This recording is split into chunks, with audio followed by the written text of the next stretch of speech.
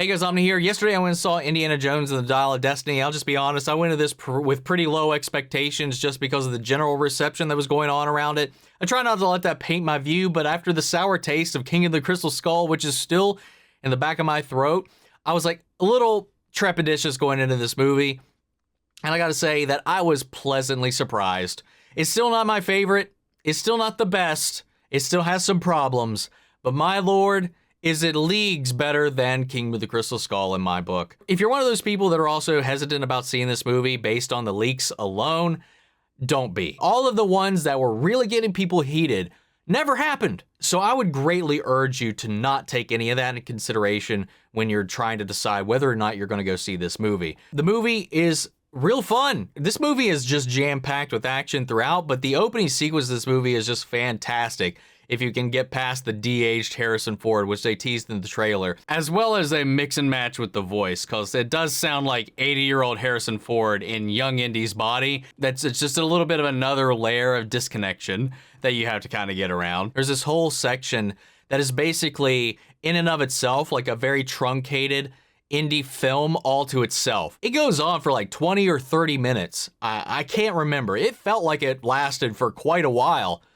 But we pretty much get a mini indie film back in the era of the good old days with a de-aged Harrison Ford, which honestly does look really good, but you can still tell that it's not actually him. You know, the technology's still not there for it to be completely seamless, so there are some times where it gets a little bobbleheady, gets a little weird, but it's still, for what it is, it's probably one of the best ones I've seen. We get a whole sequence with classic Indy. It hits all the beats, the sound effects, the action, the tone, the humor, all of it is fiery. And I really enjoyed that whole little section. And I thought that once we caught up to the present day and how that little adventure informs what happens in the later aspect of the movie, I really, really liked how they tied it together. And I like how we get a little bit of that old school Indy, and then we flash forward to present day where obviously he's about to retire. He's older and he can't quite do all those things anymore. But that doesn't mean you count him out. That doesn't mean he's out of the game or he's ill-equipped, because he keeps up with everybody at every step of the way in his own ways. There's some things he can't do anymore, but he works around those and the things that he can do with his wits, with his smarts, with his ingenuity, and it works, man. Along for the ride this time around is Phoebe Waller-Bridge, who plays Helena Shaw, his estranged goddaughter, who comes back into the picture and kind of gets him wrapped and roped into this whole little tornado of circumstance, as she is also trying to track down some of her father's old research, which has also caught the interest of Mads Mikkelsen's character, who is a former Nazi scientist working for the US government to help them in the space race, who is also after the Dial of Destiny for his own nefarious means. Your boy Holbrook is in this film, though he's got like 3 lines. He's pretty much a goon throughout most of the movie, a trigger-happy henchman, which is still fun to watch, but he does feel a little underused. Toby Jones, obviously, as Basil Shaw, Helena's father, plays a fairly significant part within the film as well. You know, we got John Rhys-Davies returning. We've got a nice little side character as well, who's kind of like Helena's sidekick, played by Ethann Isidore. He's kind of like a Short Round-esque type. I tried to homage Short Round without overtly like copying him, but it doesn't quite work out. I don't think he doesn't quite stand out all on his own, and honestly, it doesn't fully succeed. The story centers around the Dial of Destiny, which is based on a real-world artifact that was found that scientists and archaeologists cannot understand what it was meant to do, and seemingly is way more advanced than the time period it came from, and it's confounded a lot of people to this day. And it's really interesting to see how they kind of built upon that mythology. You know, it's based around the siege of Syracuse and Archimedes and the types of things he designed. If you've watched Mythbusters, they've done a few episodes on a few of his designs, including his sun-powered death rays. I remember that episode quite vividly. But they kind of build upon that, and it becomes this thing that allows them to potentially breach time. And it becomes this race to keep the Nazis from getting hold of it, because Mads Mikkelsen's character is this very Moriarty-like character. He's kind of like the anti-Indiana Jones. What ensues is a fun adventure to keep the dial away from Mads Mikkelsen as they try to get to it first. Very stereotypical Indiana Jones plot. We got to beat the bad guys to it, and it becomes a globe-trotting adventure of them solving puzzles along the way, which are all linked together by action set piece upon action set piece upon action set piece.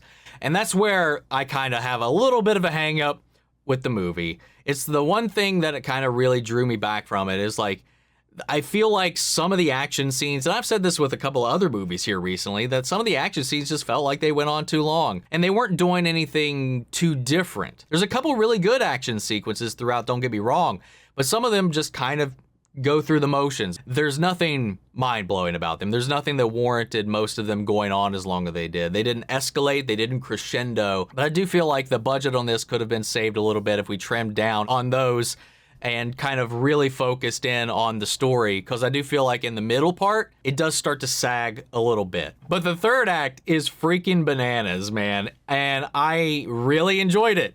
I had a lot of fun with it, man, as a lot of these things do once it gets to the third act for an Indiana Jones movie. It does get a little wild, but this one really pushes the boundaries a little bit of that, and some people might bump into it a little bit, but this was like the right amount. And I thought for a final outing with Indiana Jones, it was a lot of fun. And it was a great little thing to do for the character, because it also kind of played with the personal quandary that was going on with him internally throughout the movie as well. The movie has this theme of appreciation and legacy, not just for Harrison Ford, not just for Indiana Jones, but for history itself. It really is about the love of the history, the love of the past, the love of the things that have come before, so that we don't repeat these cycles, so that we appreciate what has come before and use that to make a better tomorrow. And that the things of the past shouldn't be written off. You know, we need to learn from it and keep it in our hearts. And that's kind of what the Indiana Jones franchise has kind of always been about. These little semi-educational,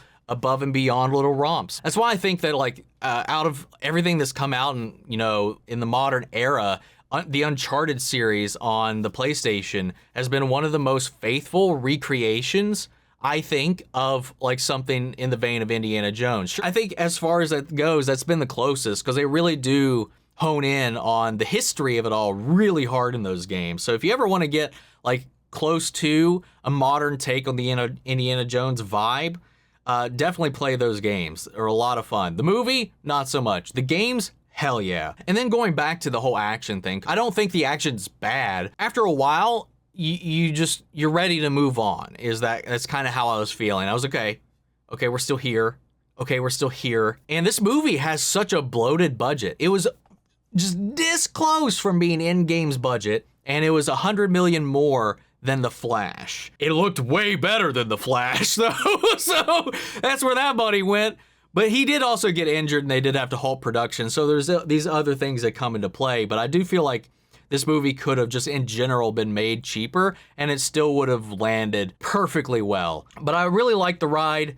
I really had fun with it. And the action set pieces, while I did feel like they just went a little bit longer each time we had them, they were still fun. They were still engaging. I don't think all of the humor worked throughout all of this movie. It still got some chuckles out of me here and there.